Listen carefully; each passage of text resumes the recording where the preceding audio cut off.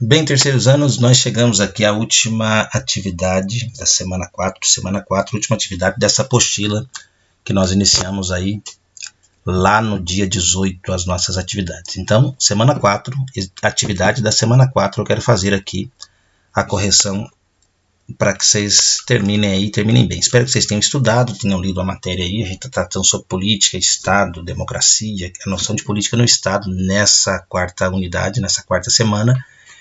E temos aqui 5 questões, sendo que 2 são questões fechadas, de múltipla escolha, e 3 são questões abertas. Eu vou comentar as fechadas e vou dar um retorno depois que vocês me mandarem lá no Google Sala de Aula as questões abertas, ok? Então, é rapidinho aqui, são só 2 questões que eu vou estar comentando e vou deixar as questões abertas para que vocês pesquisem, respondam, e quando me devolverem lá no Google Sala de Aula, eu dou um retorno, feedback, tá ok?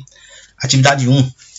A relação entre representante e representado é uma das mais complexas da democracia contemporânea. Ainda assim, existem poucos estudos no Brasil que procuram explicar como se dá a referida relação e o que leva o eleitor a votar em um determinado candidato. Jair Nicolau, que é um escritor aí, em seu trabalho Como Controlar o Representante, Considerações sobre as eleições para a Câmara dos Deputados no Brasil em 2002, discute o tema. Suas principais conclusões são todas as abaixo, exceto menos uma aqui.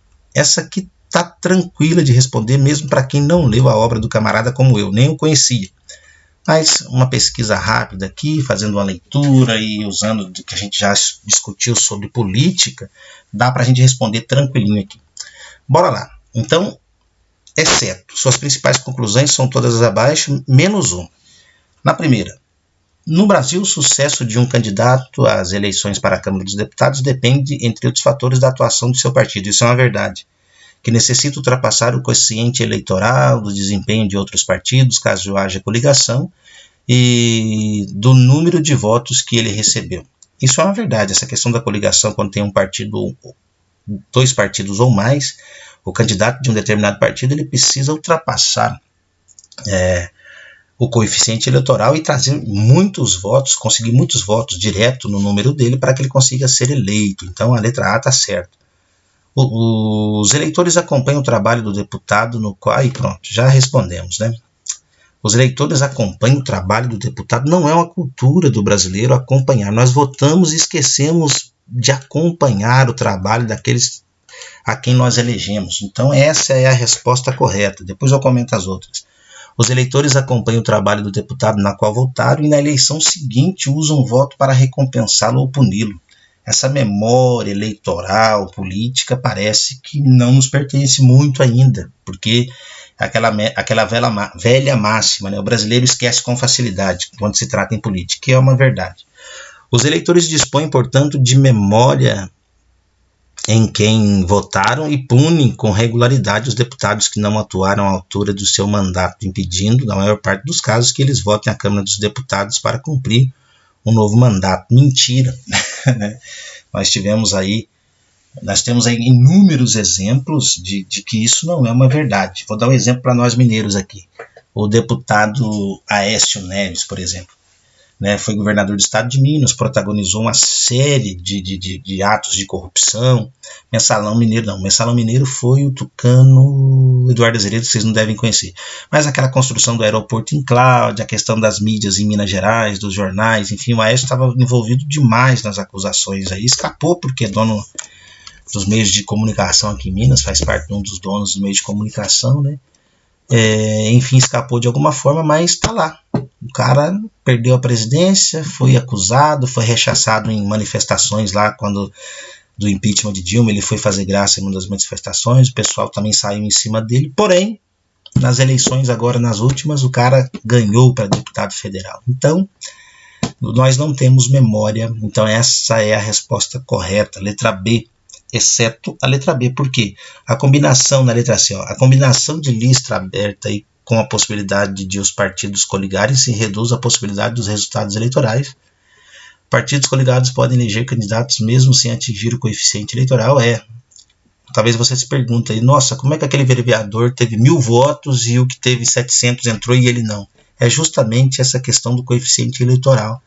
Candidatos podem aumentar sua votação e não se reeleger, sim, né? Nós temos aí inúmeros casos, acabei de dar um exemplo aqui, enquanto outros podem obter um número de votos menor e mesmo assim garantir a sua reeleição.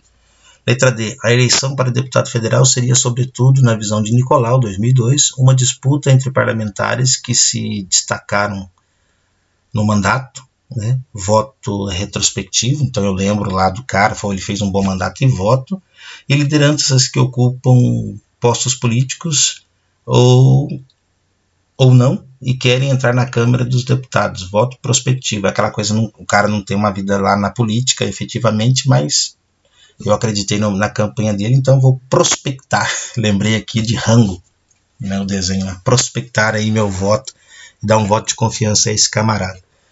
E, em razão do singular sistema eleitoral utilizado nas eleições para a Câmara dos Deputados no Brasil, lista proporcional aberta, a imprevisibilidade dos resultados é muito grande, justamente por conta de tudo isso que eu falei. Então, quem marcou a letra B aqui, acertou. E a última aqui, aberta, que é a 2. Pitágoras, né? As eleições no Brasil são noticiadas por vezes como a festa da democracia. Essa expressão faz mesmo muito sentido.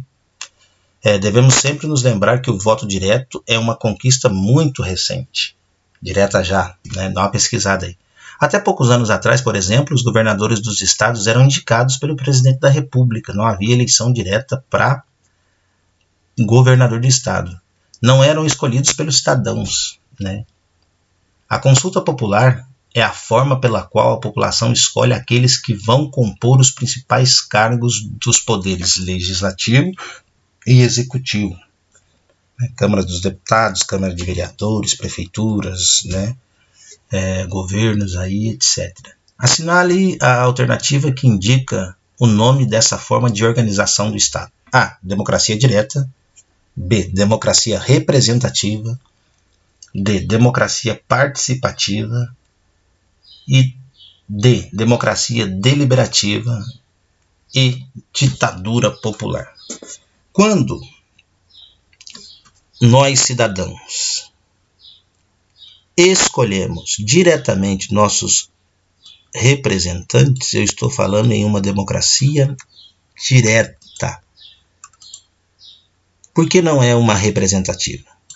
Onde é que eu vejo isso? A democracia representativa eu vejo muito no modelo parlamentarista, quando eu escolho ali o parlamentar, e esse, por sua vez, vai escolher o chefe de governo, o chefe do executivo lá, que é o primeiro-ministro, aquela coisa toda, né?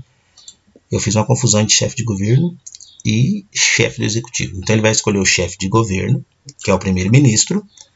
Então seria uma democracia representativa.